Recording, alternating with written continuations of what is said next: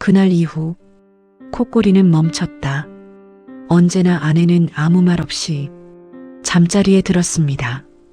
평소와 다를 게 없었습니다. 하지만 새벽 1시 47분 현관문이 조용히 열렸습니다. 숨을 죽인 채 지켜봤습니다. 아내가 조용히 집을 나갔습니다. 그날 이후 매일 같은 시간 아내는 사라졌습니다. 더는 참을 수 없었습니다. 오늘은 끝을 본다. 아내를 조용히 뒤따랐습니다. 발소리 하나 없이 숨까지 참고 아내는 낯선 건물로 들어갔습니다. 불빛은 희미했고 사람도 없었습니다.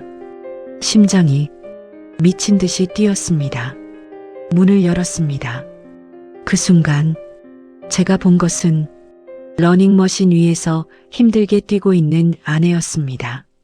당신 코골이 때문에 잠을 못 자서 여기 와서 뛰다가 지쳐서 자. 아내는 한숨을 쉬며 말했습니다. 그 순간 제가 상상했던 모든 일들이 한순간에 무너졌습니다.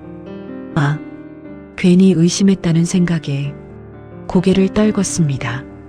그날 이후 저는 안심했습니다. 아내는 그저 운동을 하러 가는 거라고.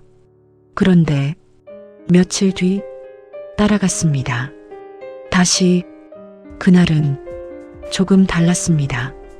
아내가 운동을 하고 있었고 그 옆에 한 남자가 있었습니다.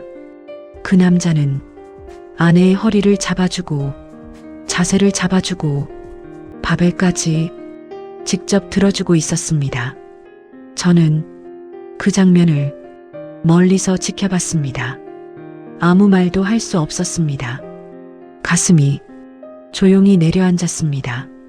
그때 아내가 저를 발견했습니다. 잠시 침묵, 그리고 아무렇지 않게 말했습니다. 내 전남친 헬스장이야. 코골이가 아니라 전남친 관계로 온다는 것이야?